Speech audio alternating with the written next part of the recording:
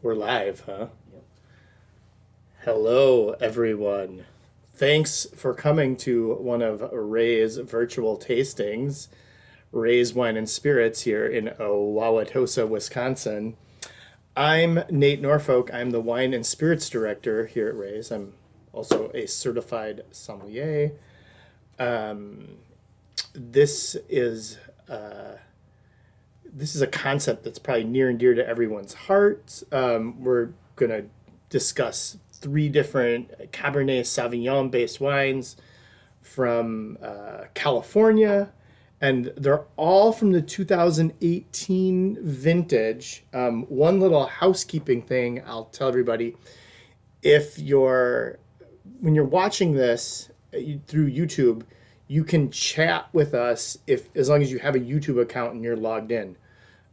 This is really simple. I get to see these like almost as they come in.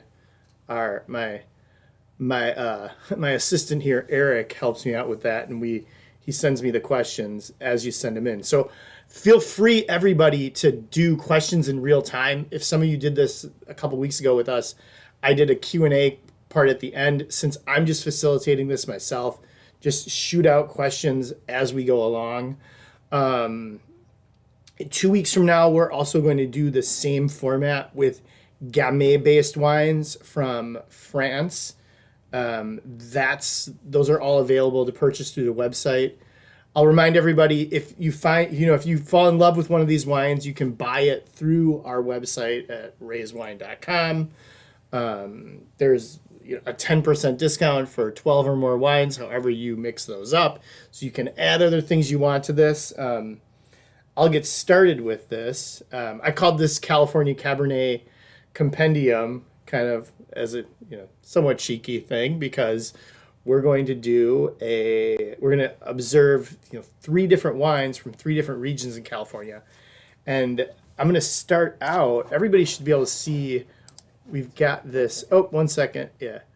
The main part, you'll be able to see the PowerPoint I'm doing, and I've got a black cursor here, and I can kind of go over maps with the arrow here. Interestingly, this was a very, very good vintage for California. In fact, a lot of prominent winemakers said things along the lines of like, in 2018, if you didn't make good wine, you must be screwing up. I'll get into that a bit more towards the end when we're tasting like the Stephen Vincent wine from Napa, because there's a reason we have $20 Cabernet Sauvignon from Napa nowadays when we haven't seen much for the last like 4 or 5 years. This was an extremely bountiful harvest for most of California. So there was excess wine from a lot of producers and vineyards to be sold for kind of what we would call negotiant labels, meaning folks that don't have their own vineyards but operate making wine from purchased grapes or or finished wine that they then bottle under their own name. I'll elaborate on that as we go along. Please, if anybody wants to ask any questions, let's do this as we go along. Hit us up here through the YouTube chat. You should be seeing all this kind of large map of California, and where we're starting out at is the first one we're going to try is the Neverland Cabernet Sauvignon, and it's down here where I'm circling it with the carroty, black pointer guy. It's in Santa Barbara, and the thing I'm going to point out about Santa Barbara as just a wine region and an agricultural region in general is this is a spot like all through California we have a coastal mountain range. And in Santa Barbara, it's transverse, meaning instead of running north-south, it runs east and west, kind of like right along like the Highway 1 here.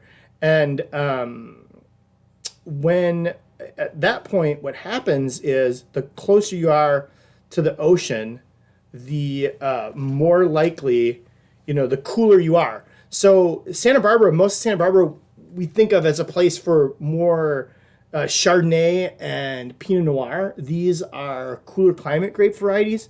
where Cabernet Sauvignon actually comes from more, the further east you go, the further inland, the more likely you are to get Cabernet Sauvignon. So most of this Neverland Cabernet that we're going to try, and I'll bust out the bottle here and show you everybody, voila. And Eric's got this up there as the, you should be seeing the label and everything too. This comes from 3 different sites in Santa Barbara. Most of the, 2 of them are in the Santa Ynez area. When I bump down, which I'm showing you here, this is going to the next map.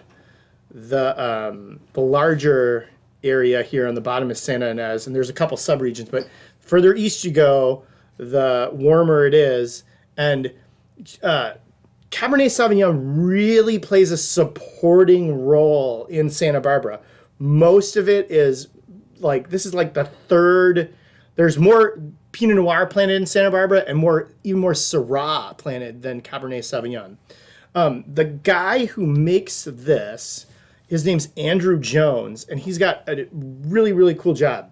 He's a vine nursery field man, meaning he works for a company if you're out there and you're like, hey, I got a vineyard I want to plant.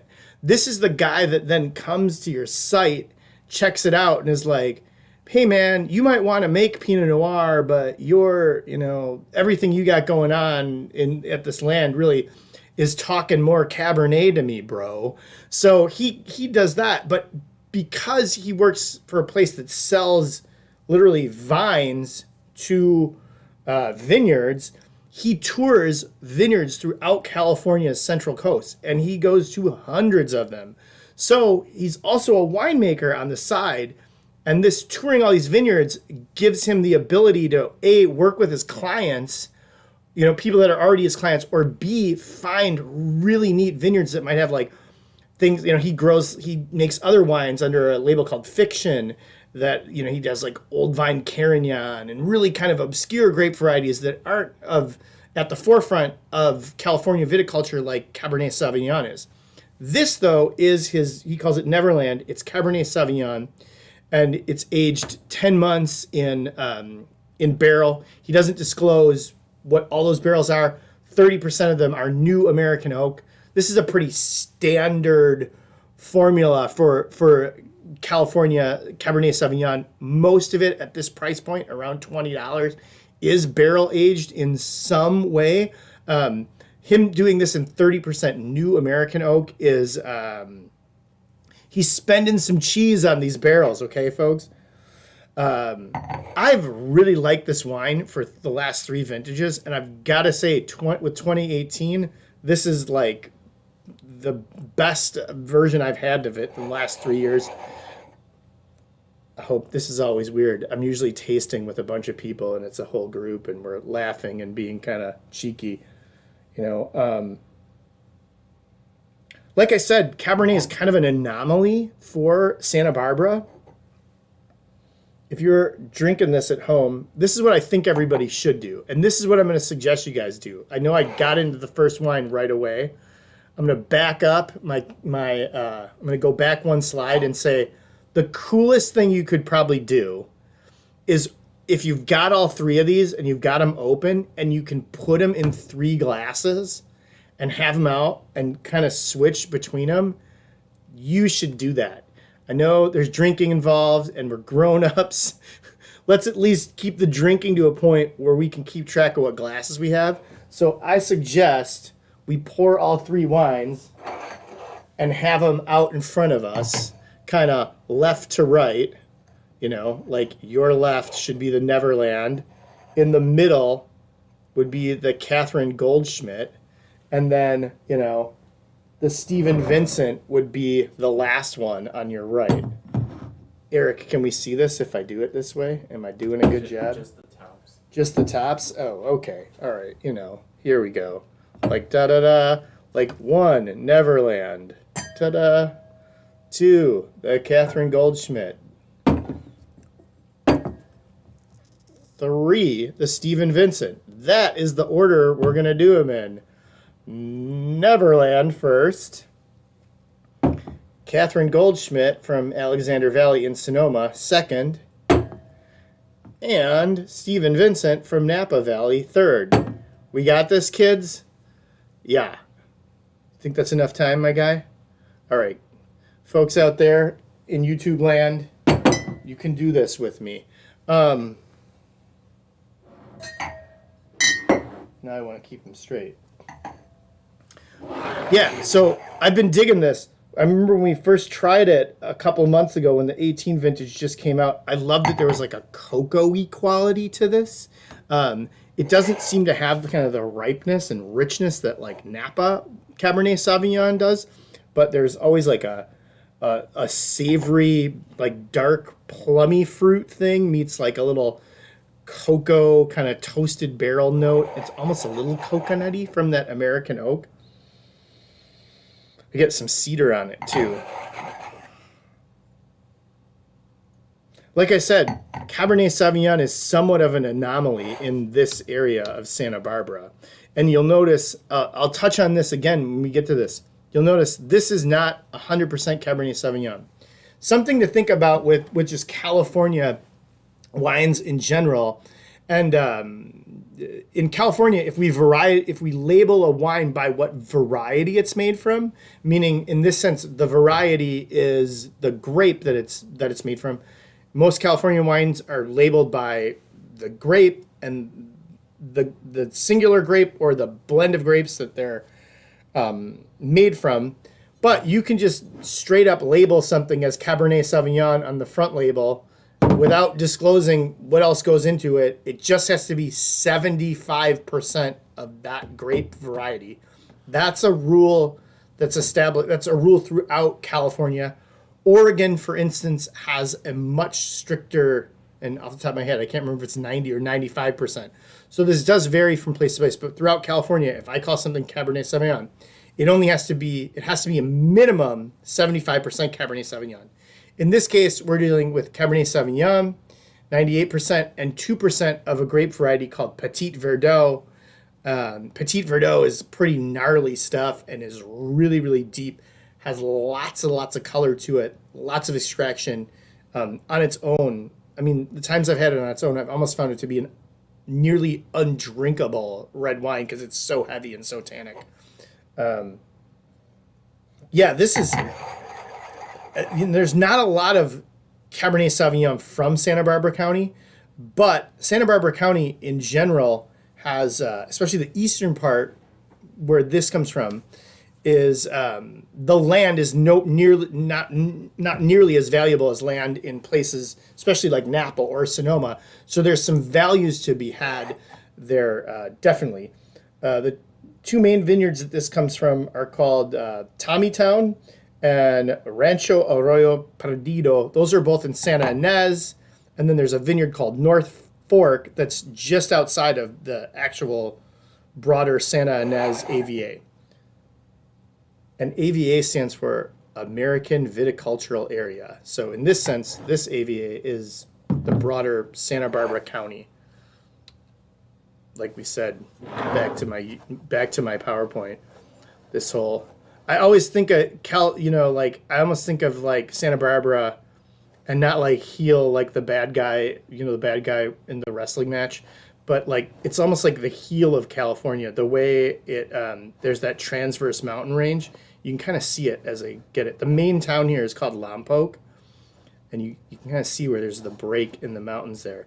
This is really pretty unique to California. Everything north of here's really got an unbroken stream of north-south mountains, where this allows really strong winds from the ocean to come in. And the closer you get, like the Santa Rita Hills area gets really, really foggy in the morning, where we're dealing with kind of just much further west and west of the Ballard Canyon that they're showing is much, much warmer. It wouldn't be odd for this to be 20 degrees or warmer than the coast at most times in the afternoon. Pretty good cab. I'm going to actually drink some of this.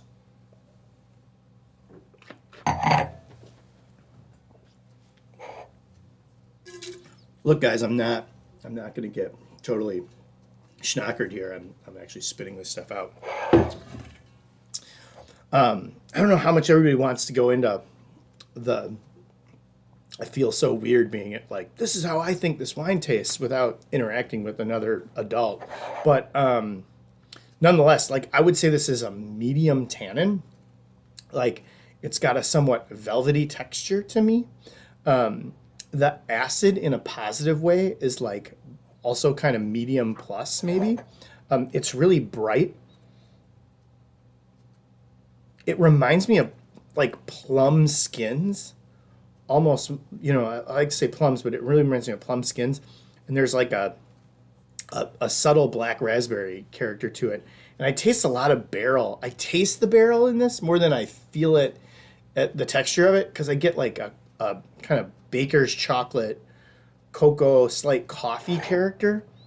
I find this wine to be pretty complex. And it's like, obviously, it has a very California Cabernet character without it being over the top. This is also, when we go back and look at this, it's 13.9% alcohol.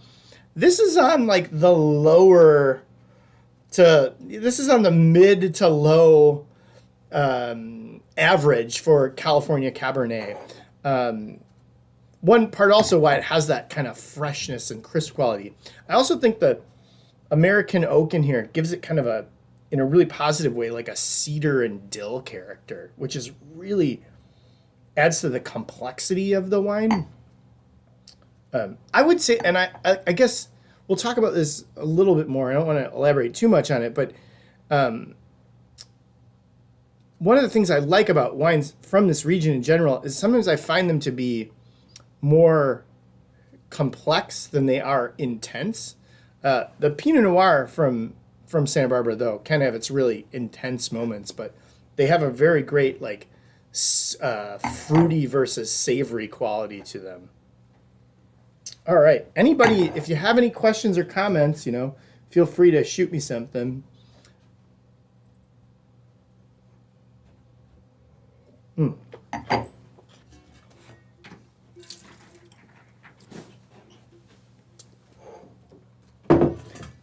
Also, I'd like to address, because this is a common question too. This is a wine I'd probably hold on to. If you want to lay this down, it's got 3 to 5 years in it if you set it down. This isn't something that I think is going to get intensely, significantly better if it's aged. It's Cabernet that's meant for consumption over the next 3 to 5 years for sure. And it's showing pretty great now. And Cabernet Sauvignon has pretty basic food pairing concept. So without, elaborating too much,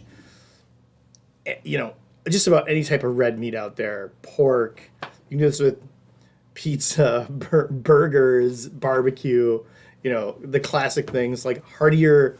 I love these with I love cab with like a hearty vegetarian chili even, or just plain tacos as long as they're not too spicy. Hey kid. Oh, I got a question. Are older vintages, Ashley? You're asking me, are older vintages available? I currently do not have access to anything older. You'll see that the picture is 2017. This is in fact 2018. And the winery doesn't have, I don't even think the winery was showing this on their website. So that is a definitive no. Not at Ray's and not at, this is actually the winery is Fiction Winery. Or Field Recordings is the name of the winery. Ray's doesn't have an older vintage, and Field Recordings doesn't have an older vintage. So, Ashley, girl, if you're out there, sorry. I'll skip past my little Santa Barbara map. We're going to look at this. We're going to try the next wine. We're going to move on to Sonoma. I'm going to put these guys next to each other. So I'm going to have like, ching, ching. I got 2 Cabernets here now, the next one is Catherine Goldschmidt. I'll move my bottle. Catherine Goldschmidt, though, this is, and Eric, I'm sure, has the label up. Yeah, so this is a project through a winemaker. His name is Nick Goldschmidt. He is originally a native of New Zealand, with his wife is Yolin, and this is they make a Napa Valley Cabernet under the Nick Goldschmidt label, and the whole umbrella is Goldschmidt Vineyards. They do some importing of wines from New Zealand too. This is a larger production wine for him. That's an homage to his daughter Catherine, hence Catherine Goldschmidt. This is the first year they've made this from the Stonemason Hill vineyard in Alexander Valley. This is a little bit different in the sense that this is 100% Cabernet Sauvignon. We'll do my little cursor guy here. So the Alexander Valley is in the eastern part of Sonoma County. We talked about how Santa Barbara County, as you got closer to the coast, you do more Pinot Noir and Chardonnay. Sonoma is very, very similar in the sense that like most of what I'm showing you over here on the left side of the screen is called the Sonoma Coast. And then, as you go in is the Russian River Valley. The Sonoma Coast is predominantly Pinot Noir and Chardonnay. And this area, Carneros, too, you'll see down in the southern part of Sonoma, is just off the San Pablo Bay. And all these areas in Sonoma that are closer to water, albeit the Pacific Ocean or the San Pablo Bay, are much, much cooler than the inland areas. And as you get east, the Sonoma is really flanked and separated by Napa. This mountain range here are called the Mayacamas. And Alexander Valley that we're focusing on has a pretty drastic change in its elevation. It's the western side of these Mayacamas Mountains. It's a warmer area for Sonoma. It has predominantly rocky soil types. And this is Sonoma's prime real estate for Cabernet Sauvignon.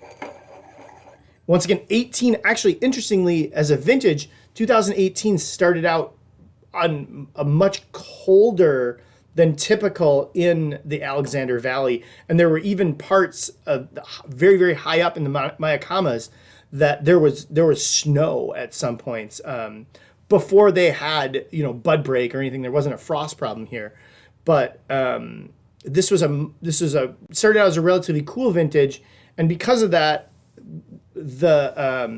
eventually down the road and into the fall when they harvested the grapes, it was 10 days to up to 3 weeks later than they had harvested in 2017. But once again, we're trying wines from the same vintage but different areas. This 2018 Cabernet Sauvignon was a bumper crop. It was like very, very bountiful throughout California, and everybody's talked about the extreme quality. It kind of points to differentiation between this and the Neverland. Well, we'll give it a sniff on this. Wow.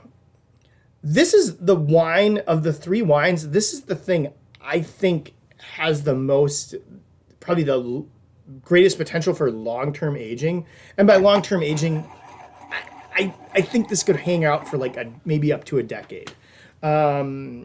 Is it, and will it get, a lot of times people say, well, what will happen if I age this wine that long?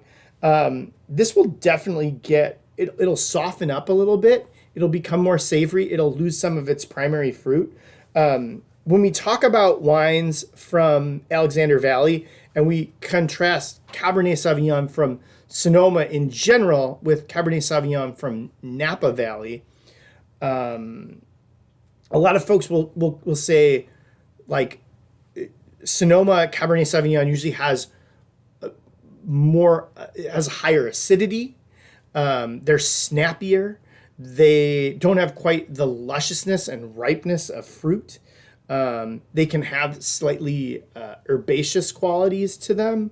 I typically get out of Alexander Valley, I get the wines really make me salivate, and there is a elevated acidity, and a very particular character that reminds me of currants.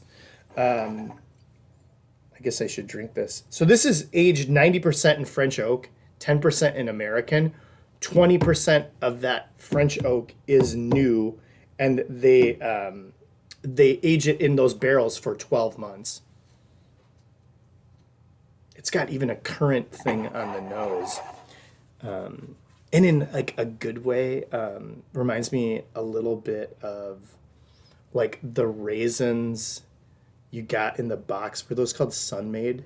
They were Sun-Maid, weren't they? Yeah, like it's got like a Sun-Maid raisin thing, but not like in a overly ripe way. You know how those had like an intense. They had a really cool intense fruity thing, and they smelled almost had a citrus fruit kind of character on the nose. It's kind of.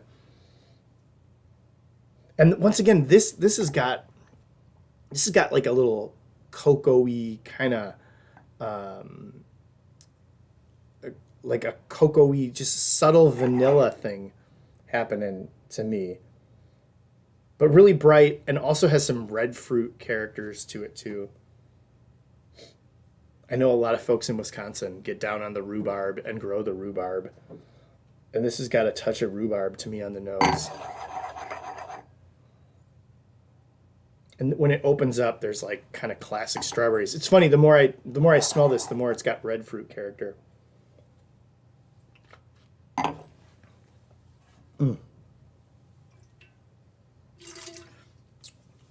When I tried this right before we went live, it was like aggressive. The tannin was like really strong, and even in this like 20 minutes now, the wine's really opened up. This has got really great structure to it, in my opinion. It's interesting, like for the last few vintages, the people into this wine, they were sourcing from a different vineyard for a while, but like we've got some people that really have loved this wine year after year. But this, once again, man, 2018, I can't talk it up enough. There's so much good. This is like the first time in about 4 or 5 years that I've really thought, man, there's consistently great California wines in the $20 price range now, and Cabernet too. Kind of when we get to the end of all this, I'll elaborate a bit on. We typically pay a little bit more for. I joke around and call it the Cabernet tax, meaning like you just pay for Cabernet is not cheap because it's in super high demand, and it's really increased over the last like 15 years. People want it more and more and are willing to pay a higher and higher price for it. So the per ton, that's how winemakers and people and vineyard owners really measure the value of their grapes, is there's a per ton average cost. And it's getting into this like, over $5,000, consistently really $5,000 are actually really cheap for a ton of Cabernet in Napa right now. But like the average in like Santa Barbara is probably like roughly over $2,000. Napa and Sonoma are, double to like 5 to 6 times that amount just for the raw fruit. So that kind of shows you, how the value works in California wines. Once again, but 2018 being this super huge bumper crop, a lot of folks even had to like really cut back what they were doing in the vineyard to not overproduce. There've been multiple comments about that from some pretty famous winemakers, including a guy named Paul Hobbs. Yeah. I really like Cabernet Sauvignon from Alexander Valley because I feel like it's a pretty easy food play, meaning it's got that brighter acidity and sometimes has more of the red fruit. So this is like Cabernet for, there's a million great Italian wines out there, but this is Cabernet Sauvignon that goes great with Italian foods, and you can have with like Italian sausages and just like, dishes with roasted red pepper and like just, like all the things we're going to want to eat for the next 6 months as we super hunkered down into carbo land, you know, like just fatty pastas with classic red sauces.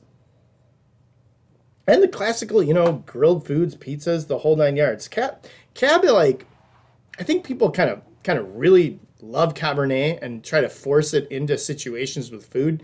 I don't feel like it's the most versatile wine with food, but like man, like grilled meats and like most like tomato based dishes, it usually works pretty great.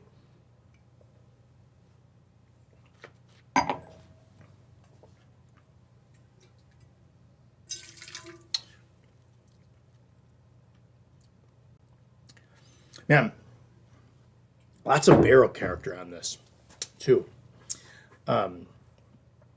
Anybody have comments, questions about this? Well, I can kind of, we should kind of go between the two again if you have that opportunity, you know. I mean, even if you're sitting there with like, you know, a coffee mug and it's in one of the, you know, still that's the fun of doing a tasting like this. And, you know, in non-pandemic times, sometimes we do up to 8 wines when we do this in the store.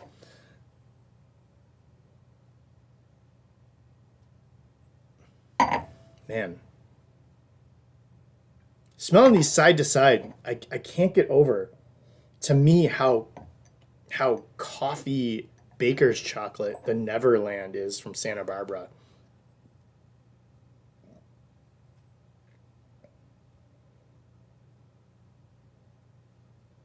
And also I get that plummy kind of nose on it too. Whereas this, the Catherine Goldschmidt, you know, I like I said, I get the currant, kind of a cedar, dill, and red fruit, a little bit of rhubarb. It's still ripe though. I mean, it has some kind of classic, basic cherryish flavors to it too. This wine's got structure. You know, it's not, interestingly, like it's not super intense, but it's got all the points of like fruit, acid in a positive way.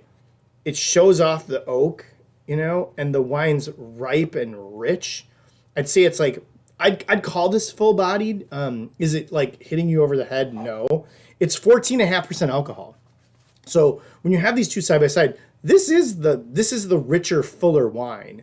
And even though it's got more of a red fruit character, it's still like it's got more staying power to me between the two.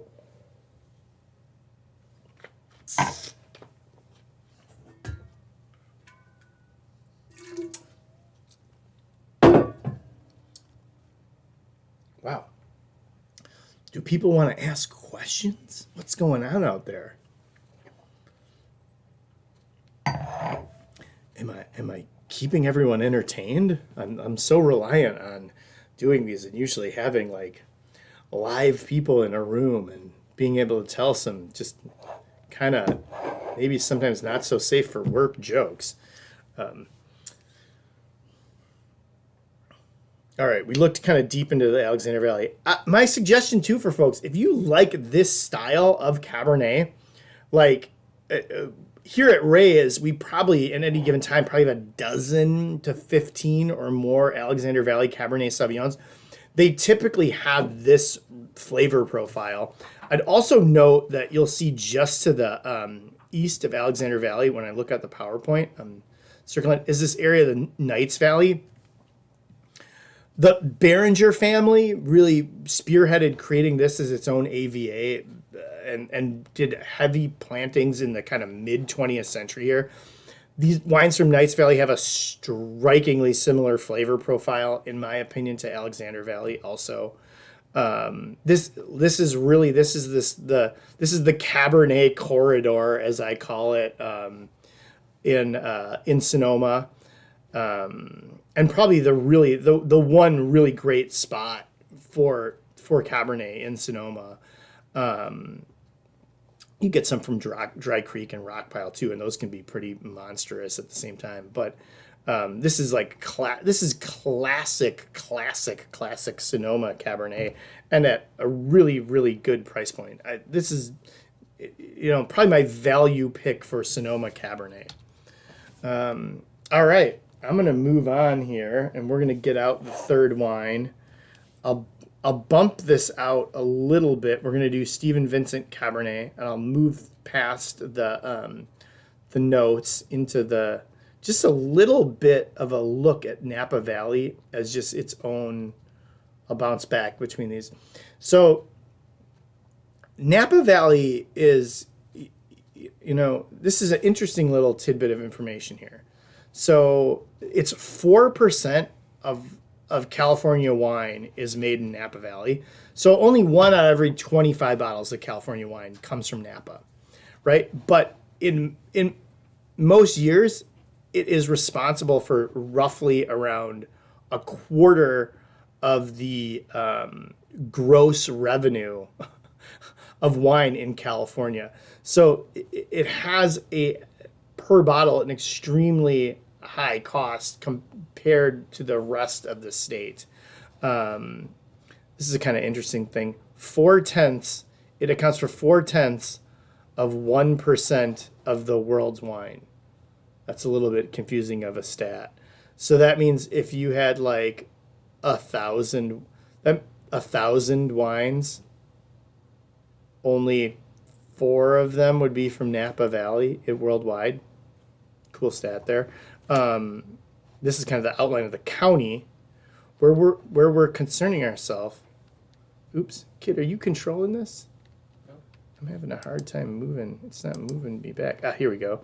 I'm going back here. And when we taste this Stephen Vincent Cabernet, everybody should get it out. There's really 3 areas where this comes from in Napa. Napa's interesting in the fact that it's flanked by 2 mountain ranges, and I think there's a lot of good things going on here. Not only like it's kind of become the epicenter of wine tourism in the United States because it's about 50 miles from San Francisco. Just the proximity in and of itself makes it's near a very, very large population center, but also it's easily aligned from north to south. Whereas when we look at Sonoma's really spread out, and Sonoma County is twice the size of Napa, but Napa is north to south aligned here, and it's really flanked. The county has the Mayacamas Mountains on the west, and then the Vaca Mountains on the east.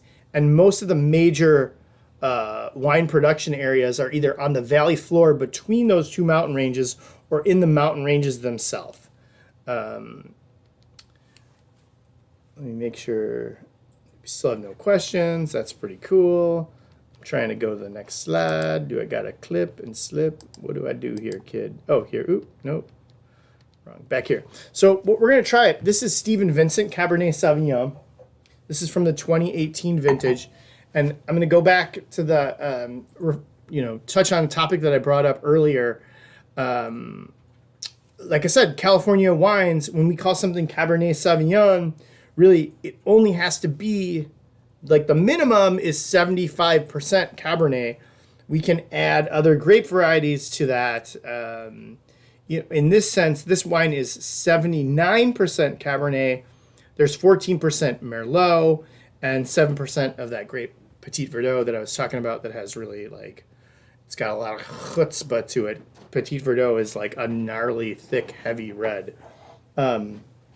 We got some... Oh, this is a great question. So Carol Robinson asks, what do you mean by flavor profile? Okay, wow. I just mean what the wine tastes like. In the sense I really tried to pick these wines from a perspective of I wanted us to taste 3 wines that were different from each other, yet indicative of the separate regions, and to have relatively explicit different flavors to them, and yet same yet at the same time all be classically Cabernet Sauvignon, meaning like fuller bodied, dry red wines. Is that a good, Carol? Can you let me know if that's a good answer? Does that make sense?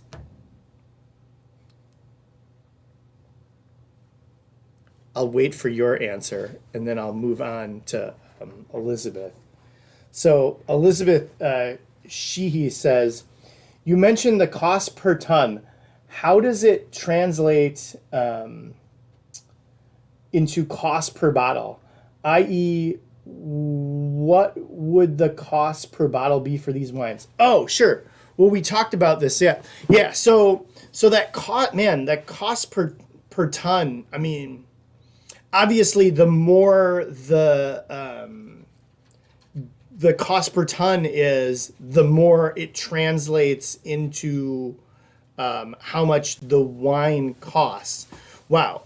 The last time I looked at a stat, most folks say that, and the cost per ton can vary like wildly across the board, from different site to different site. It's not weird for certain really great prestigious vineyards to, in certain places in Napa, like Pritchard Hill is an area in the eastern part of Napa, just above Stags Leap. It wouldn't be weird for somebody to sell grapes for over $20,000+ a ton there in a great vintage, and somebody have a long-term contract. At that point, you're making, you can't start making a profit on a bottle of wine until it's in the well above $50 a bottle range, like well above. I don't know the exact translation to like, hey, if this costs X amount per ton, I've got to charge Y amount for the wine. Like, there's a whole other host of variables there that translate to that, or have to do with that.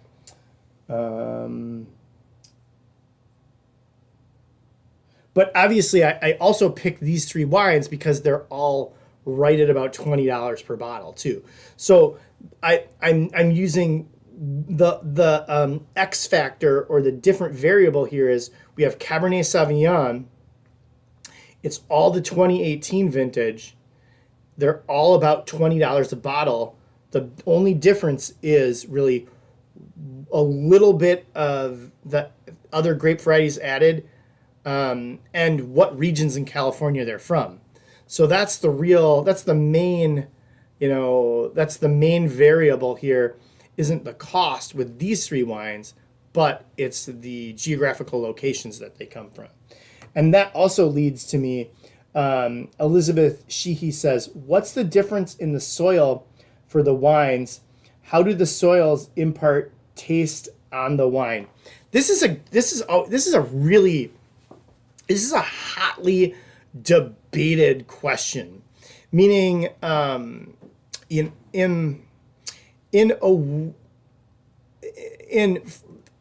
like to think about soil from this standpoint, and this is the most important aspect of soil, and especially why certain grapes work with certain soils. And by no means am I an ampelographer. Am I like a grape scientist? I'm a somm, So I have the privilege to taste a ton of wine, take notes about it, try to remember it. I do study up on the soils in different regions. Napa is incredibly diverse with its soil types. There's over 30 different soil types because there's obviously there's volcanic soils, because the northern part of Napa was formerly is an extinct volcano, and then also the mountains that flank it, and then the valley floor of Napa formerly was an inland sea. So there's alluvial soils there that were formerly in contact with water, and fluvvial soils, meaning soils impacted by erosion. So Napa has 33 different soil types, I believe is the exact thing. The most important thing about soils, though, is when we're in rockier soils, a lot of times there's better drainage there, and they maintain heat better. So you get riper, more concentrated wines from that in a nutshell kind of way. Um, and certain varieties do better in certain types of soil. For instance, when we have clay-based soils, they maintain more moisture. And for instance, Merlot will work better on a site with clay than Cabernet Sauvignon will. There's a lot of debate and study about how the soils and different soils impact the flavor of wines, to the point where it's contentious, because most people in my field, as folks that taste and sell wine, will tell you a lot that there's a correlation, especially with certain white wines and them having kind of a mineral quality, especially when we taste white wines that are grown on like slate or chalky soils. It seems like, oh my God, these wines are on slate soils. They have kind of a slaty, rocky taste to them. Or wines that are grown in limestone, which is something that California doesn't have very much limestone. When we try wines from, people will say, oh, this wine was grown, this Pinot Noir is on limestone soil, or this Chardonnay is on limestone soil. It has kind of a limestoney taste to it, or a rocky taste. Man, and like subjectively, I feel that there's a truth to that. Objectively, when we talk about does the composition of the soil itself impact the flavor of the wine, this is debatable.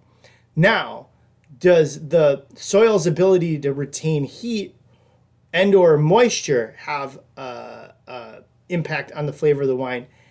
Absolutely, because a rocky soil that will stay warm for a few hours after the sun has gone down will help produce riper grapes that have a higher potential for alcohol, so on and so forth. Also, wines, for instance, in Napa, the wines on the valley floor are more alluvial and flowluvial soil types. They don't have quite the same drainage that a lot of the hillside and mountain areas do. The wines from the valley floor of Napa tend to be really plush, super rich, have a really great ripeness. They're warmer and tend to be not as tannic. It's a warmer area that sometimes tends to not be as tannic as or rich as wines that come from sites in the higher up areas of Napa. Man, that was a long one. Does that answer your question, Elizabeth? And also, Ashley says, the cost per ton must change a lot year to year. No, less grapes produce equals higher costs. So it's not only set by demand, but also by weather conditions for that year. Yeah, absolutely. So interestingly, in 2018, when we talk about this as a vintage and it being really plentiful, like if Ashley, if you're out there and let's say you're the winemaker and this guy Nate is the guy that's growing the grapes, and let's hope not. I mean, I recently killed an aloe plant at our house. I mean, Jesus, But anyways, if we were growing these grapes and you, Ashley, were going to make wine, and you're like, Nate, I'm going to buy these grapes for you, and you would say we'd have a contract where you also you probably wouldn't want me to exceed a certain amount of tons per acre, because you want me to be growing the grapes for quality, not quantity. That being said, if I knew that and our contract was such, I at some point literally would cut fruit off of my vines and drop fruit so it wouldn't exceed that tonnage per acre. And these things do affect the overall cost. There's a lot of other philosophies for that. Some vineyards are planted with extreme density, and folks feel like they do get better results because of that. There's also how the canopy of the vine is managed, also can have a direct correlation to the end yield of the grapes. But hold on, let me stick to your question. Yeah, from year to year, the yield will change. You know, for instance, like a rainy year, especially if it's moister and we get a lot of rain towards the harvest, grapes tend to swell up. They retain more water. There's not as much sugar. There's lower alcohol content, but there's just a higher tonnage sometimes because of that. Once again, 18 was this kind of year where it was a bumper crop. So in a place like Napa, probably the average cost per ton was down because there was so much fruit. And people like this winery, Stephen Vincent, were somewhat able to capitalize on that because folks maybe exceeded what they would normally be able to do with some of their contracts, or people were able to make more wine than they normally would, and they knew that they'd only be able to sell so much at like $50 to $70 a bottle, and by selling off some of that finished wine, they're able to create immediate capital for themselves by selling it to other other wineries, or people that do what we would call a negotiant label. Like that's what this is a negotiant label, meaning like Stephen Vincent is I mean they have a facility, but they don't own any vineyards. They buy finished wine and or grapes from people to make wine. And that's how this was made. And this is a really good segue. So this is this pretty great high quality Cabernet Sauvignon from Napa at $20, like something I just don't see that often. And it really is a testament to that being this 18 being this super bumper crop. I hope that answered your question. That was a really, really long thing. But everybody at home should hopefully be trying this. And like I said, there's a fair amount of Merlot in this and a fair amount of Petit Verdot. They don't release how long and what the exact cooperage, meaning the exact the amount of the different types of barrels they use. They do let you know that it's 15% New American oak. I don't know how long it was aged in barrel. I'm thinking of, typically these things are 6 months to a year.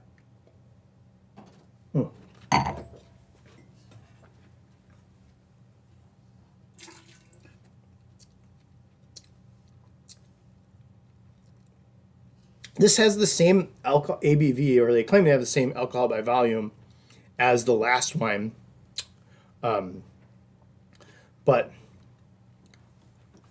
it's definitely got like a bigger kind of fruit character going on with it. Definitely more like a boysenberry, black raspberry kind of thing. Oh, whoa, okay. So, and Elizabeth says, yes, thanks. So I answered your question. And then we say, what creates the legs on the side of the glass? Okay, I'll hit that in just a second. I'm going to go back to my idea of what the flavor profile is of this. I think if we taste the three wines side by side, and we finally get to this at the end, the Stephen Vincent. The eponymous Stephen Vincent, by the way, was a gentleman who worked for the folks at E&J Gallo in the 60s and 70s.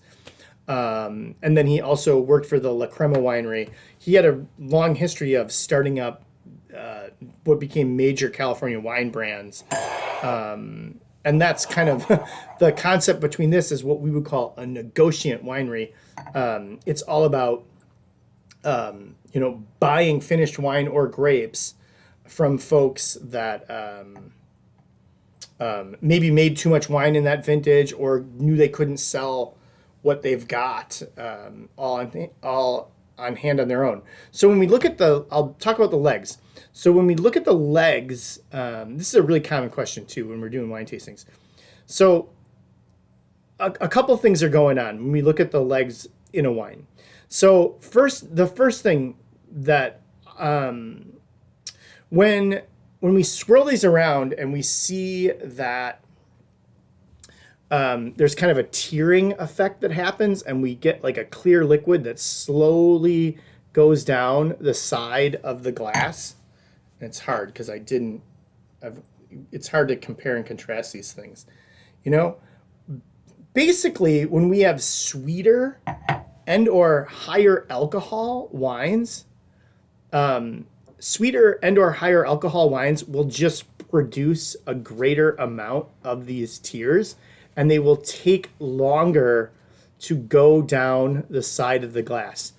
It has zero, and I mean zero connotation to the quality of a wine. It's basically surface tension that, the glycerin and the alcohol has greater surface tension than the other liquids in it. I'm probably not really explaining that exactly right, but they stay on the side of the glass, and the sweeter, the more alcohol and or sugar there is, the longer it takes for those tears to dissipate down the side of the glass. So sometimes when we're blind tasting wine, I'll look at them, and if I see like a slow tearing like this Stephen Vincent wine, they're relatively far apart, and they take a while to go down the glass, and they stay there for a while. This kind of tells me that this is a pretty ripe wine. When I do look at the legs on maybe a wine from a cooler climate, like a red wine from maybe like Burgundy in northern France, or even like Piedmont in Italy, or a place like Austria or something, I typically, if it's a dry red wine from that area, the legs and the tearing will dissipate very quickly and very fast. There'll be less of them, and they'll go down the side of the glass relatively quickly and in uniform. When these kind of hang out like this, it tells me that the wine is from a warmer climate and that there's relatively high alcohol. In this sense, this is 14.5% alcohol. It's from the Napa Valley, which is within the grand scheme of viticulture, i.e., growing grapes. This is a warm climate. Man, this guy is like, it smells like, it's like Door County cherries, vanilla. It's kind of got a pecan thing, and not in a good way. It's a little chocolatey too, like almost milk chocolatey. Definitely the ripest of these wines, and definitely the thing that has the kind of silkiest mouthfeel and the richest character to it.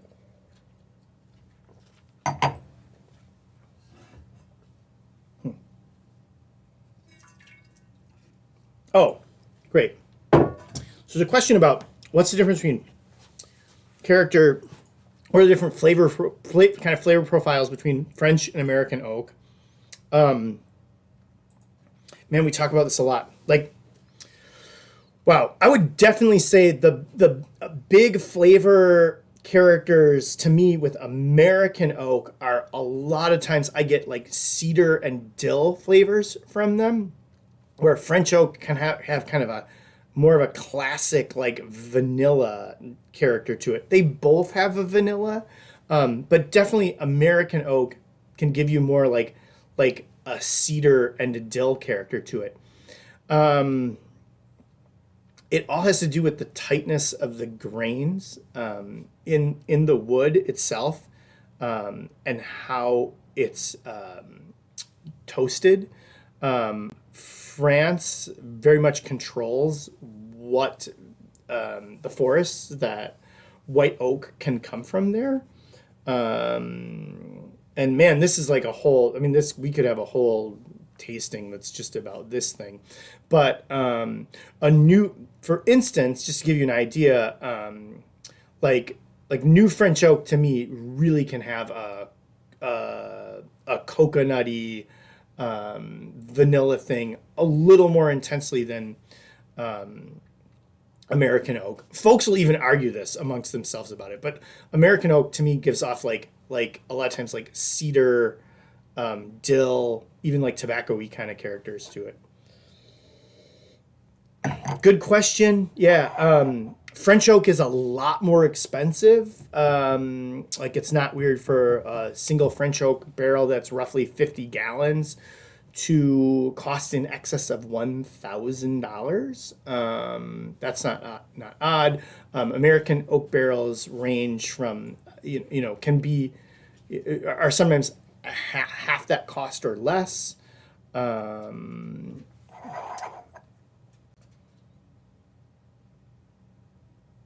Yeah, so and mostly like after you use a barrel for aging wine, like more than 3 or 4 times, it really doesn't impart much flavor on the wine itself anymore.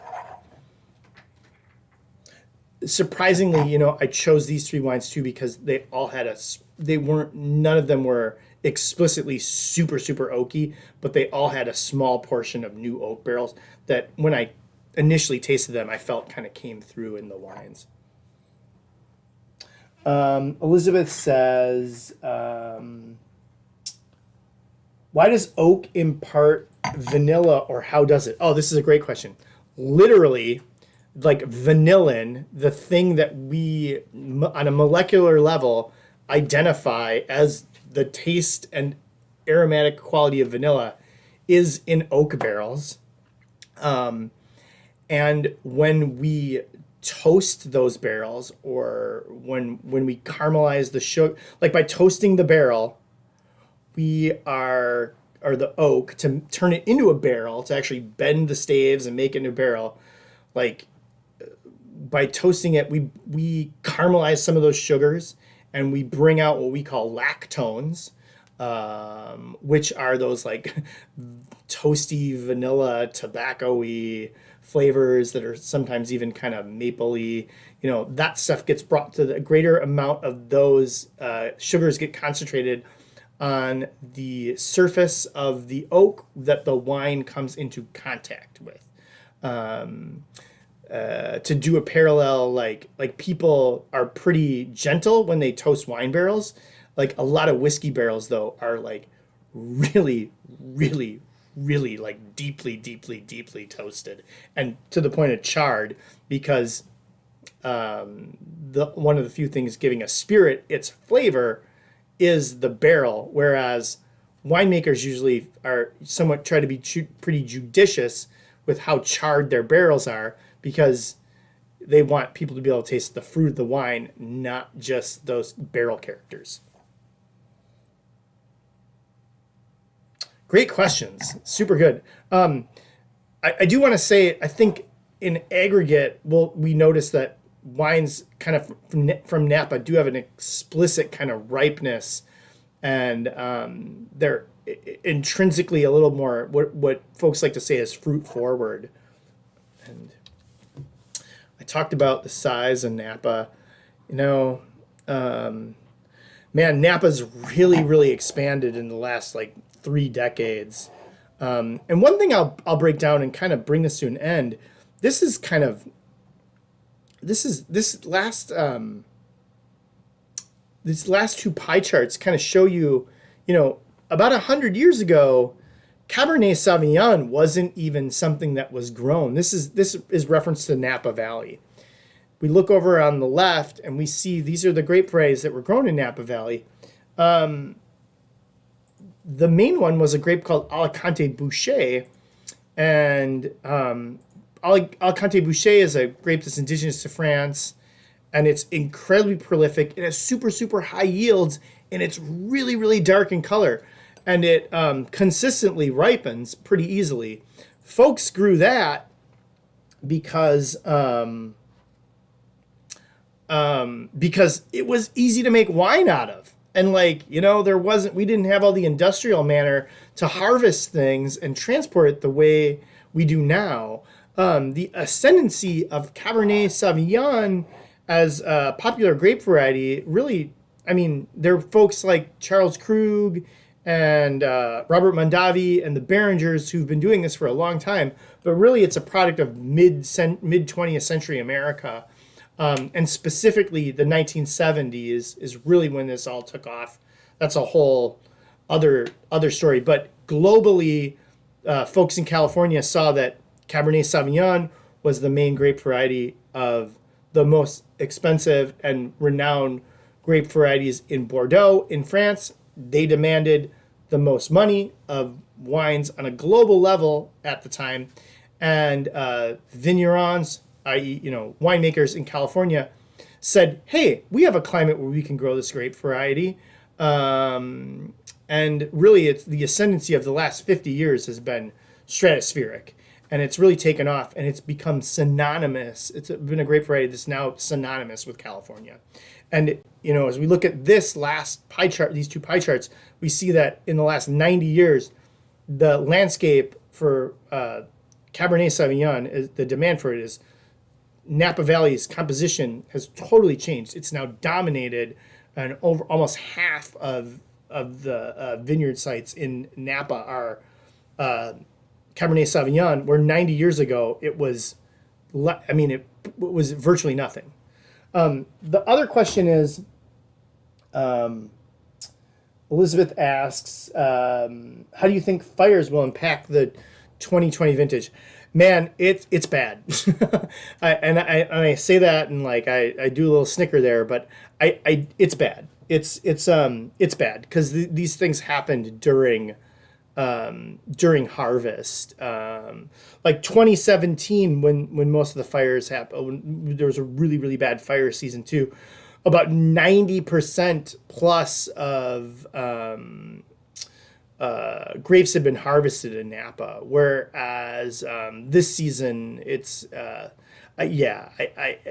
don't think it's a total loss, but for a lot of people it's really close. It's going to be horrible.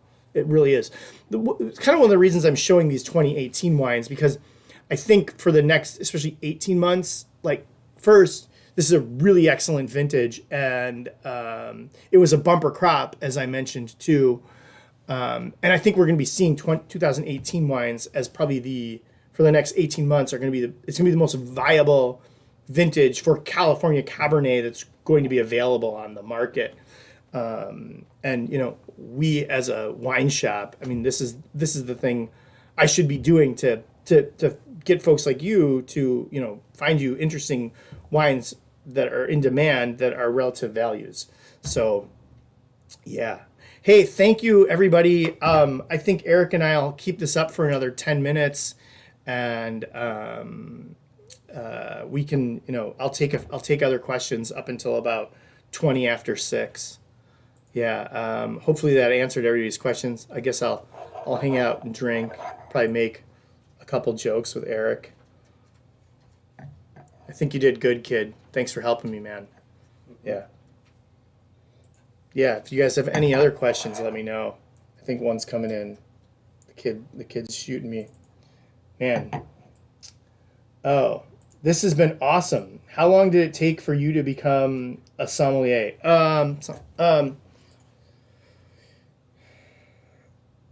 Wow. Well, man, what's the long story? So obviously, I went to college for journalism. And it took me a long time to do that. I was there for many years, and during that process, I worked at a wine shop on the east side, and I went to UWM, and I fell in love with wine because I've always liked history and geography. And in 2006, I took to become a certified sommelier. I'll get this out of the bag. Sommelier is just sommelier is you could work at a restaurant and call yourself that. That's fine. It's not like being a doctor where or a lawyer or something where you've got to pass the bar. It's a generic title, but to be a certified sommelier, you do have to take a course. You have to take a test through the Court of Master Sommeliers, and then by doing that, first there's an introductory course that has a really high pass rate. It's roughly like 90%, the first course, and the second one, the certification class, has about a 25% pass rate, maybe a little bit more nowadays. And they give you you just study and you take the exam. I took the certification course in 2008. Man, I don't know. I guess I'd say I really studied for it because there's three parts to it. You take a written exam. Well, you do a multiple choice. It's a multiple choice. Then you do a blind tasting, which you have to identify the grape variety and region of the wine, and you give them a variation of like a range of vintages that wine has to be made within, and you can't do like it's sometime between 1900 and 2017 or something. You really give them a range of 2 or 3 years, typically. And then there's a service examination, and you have to serve. You have to do a champagne service typically to people that are master sommeliers, and then during that they quiz you. They give you a bunch of possible food pairing scenarios, and you have to recommend wines, any of your choice, but they many times don't take your first recommendation and will really drill you a lot, and ask you a ton of questions and are intentionally trying to stump you.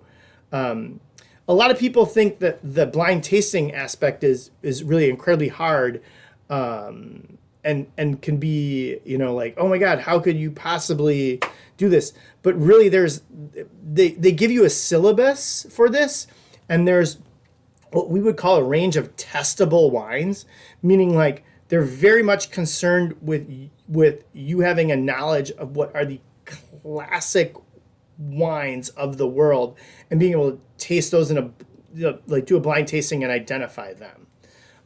Whereas the written exam is really super, super broad, and they'll ask you a question about anything and globally any wine regions. And the advanced sommelier exam is much difficult, and as people know, the master sommelier is kind of 2 degrees above that, and there's only a couple hundred of those folks in the world. Yeah. So, oh yeah. Oh yeah. Will the fires impact the flavors of future grapes? Man, it's been a long time since I've tasted a wine that has what's called smoke taint, and I think folks are really going to avoid that. 2018 was also there were really horrible fires in the southern parts of Oregon in 2018, and I haven't tasted a wine that's been impacted by that because most folks just don't end up making wine from those grapes because of that. So it's a loss, and it's a horrible thing that it's a loss. That's my 2-second answer to that. The other question you had is, if you had to pick, impossible in quotes, what's your favorite wine or profile? Oh, I like champagne. I mean, that's kind of where I'm at. I dig champagnes, and that's the kind of the stuff. Like, if I'm gonna splurge, I'm gonna buy champagne. I like red Burgundy wines. I like white Burgundy wines too. Yeah, and I guess I like Pinot Noir, Chardonnay, and Riesling. Those are my things. Getting more and more. I drink more wines from Piedmont in Italy. So I think I kind of unfairly and rather stereotypically of people that are Soms, I have a very old world palate, meaning I really like European wines. Yeah, good questions. Yeah. But like I said, like what's fun to me about this is more, part of the job here, and what my job is being the wine spirits director at Ray's is I got to find values and, a broad array of wines in a wide swath of price points for the end consumer, and bring value to that in a retail setting. So, which I enjoy very much. So, I'll stick around for a couple more minutes if you guys have other questions. I hope everybody liked that. In 2 weeks from now, I'm going to put up, we've got the Gamay tasting coming, which will be the same format. Gamay is really the grape that's most famous in Beaujolais. We're tasting these wines are very akin. If you love Pinot Noir, you'll like these wines. They're, dare I say, the more serious kind of takes on Gamay that we'll do. They're all from Eastern France.